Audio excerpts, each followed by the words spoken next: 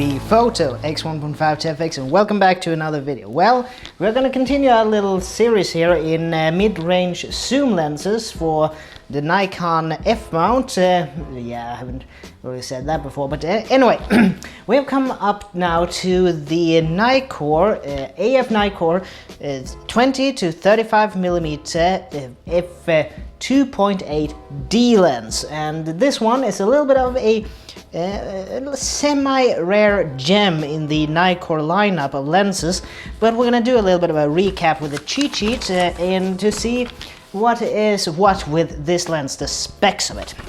Well, the Nikon AF-Nikkor 20 to 35 millimeter f2.8D for a DX camera like this is, the equivalent focal length, or rather zoom range, is 30 to 50 millimeter, so that's a very usable focal length both for FX and DX in my opinion. It has a minimum aperture of f22, it has 14 lens elements, and I haven't found any really information if any of those elements are a extra low dispersion, but it also has compared to its successor, this one has a ground glass spherical element in it. That's a little bit of the negative of the successor to this, the 17 to, what was it now? The let's see here now. There's so many in this little cheat sheet, but anyway, the 17 to 35. The difference is the 17 to 35 has a polymer element in it, while this one doesn't. So that's a little bit of the big difference between these two lenses, and while this is the preferred one by many professionals and serious amateurs alike. But anyway, let's continue. This lens has two little drawbacks. One is a little bit less and one is a little bit more serious one. Even though it might not be. But anyway, it requires an in-body autofocus motor, since this is a screw drive AF lens, which means that you need a camera body with a built-in focus motor, which is good if you are into film, because most film Nikons have built-in focus motors in their body. But not all of them, but the newer ones, yeah, you know what I mean. And also, it is unfortunately discontinued, so the only way you can get this lens is on the used market. And it also has a 77 millimeter filter thread. Well, let's continue a little bit. Well, I used this lens during a second little day trip to Stockholm. I did again. I was planning to use this lens at Ängelen, a little pub, so to speak, in Gamla Stan, which is famous for that every Saturday they have a blues jam from 2 o'clock in the afternoon to 6 o'clock in the evening. And yeah, I had been there before, and usually if you are planning to visit the Swedish capital in the near future, and you are a fan of blues music and want to see a jam session that is out of this world, that place is the place to be, in my opinion, every Saturday. But anyway, being said, this place is usually jam-packed with people that are blues fans, so it was a little bit hard to get some decent photos there. I was planning to maybe try to get a little bit in the front of the audience to take some images, but unfortunately the place was packed with people, which is a good thing in itself. It means that it draws a crowd. But bad if you want good photography. At least that was my experience, and so on.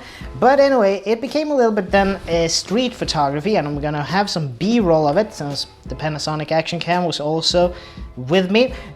We started this little excursion at Skeppsholmen once again, a really nice place of Stockholm. And yeah, it has also two museums that I would really recommend you visiting. First, it's the Museum of Modern Art, Moderna Museet, and the second one is Bergrummet, the Mountain Room, which is now housing a toy museum for the time being. Anyway, the Skeppsholmen also is housing the ship hotel Chapman, which kind of is this youth hostel and hostel in general for people backpacking through Scandinavia and Sweden in particular. So that's a little bit of a thing to note as well. Okay, then it was over the bridge to the Modern Museum and so on, and a little bit of... Here's the thing. When we went in the daytime. It was a little bit overcast and the weather was kind of hot, so. But still, it was enough so I could use a very low ISO during the daytime. But after we went to Engelen and we went out from there, it was the evening and it had turned dark. So I thought that why not do a little bit of darkness or evening type photography. And this lens didn't disappoint one bit, so I kind of went up to ISO 3200, and around those parts, and I think I used -2 to 3 stops of exposure compensation, negative. So because it was evening and I wanted it to convey that it is evening and dark outside. So that was a little bit of the thing, and I did a few bracketed shots as well to do some HDR as well, which I'm a big fan of. What else is it to say? Well, it is a wide focus zoom range in this lens, which means that you can use a fairly low shutter speed in order to still get fairly sharp lenses, care of that your subject doesn't move around that much. So for static objects and so on, you can actually use quite low shutter speeds and still get sharp results with this lens, in my opinion.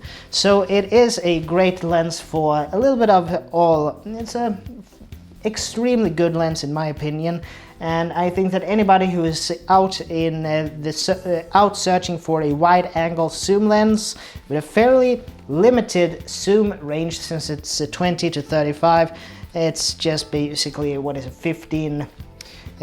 15 millimeters of zoom throw on it, but still really great lens. If you can get it for a good enough price, I would really recommend it for anybody out there.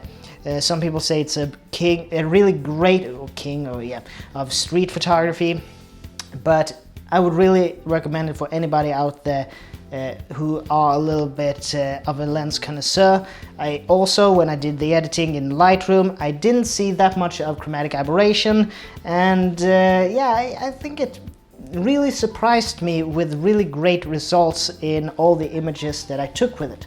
So I think that would be all for me for now, and as always, this is Tobias Bergström from T.B.Photo X1.5 to FX, and I'd like to see you guys in the next video. So as always, please like, share, comment, and subscribe, and I'll see you in the next one. So take care from now on. Bye.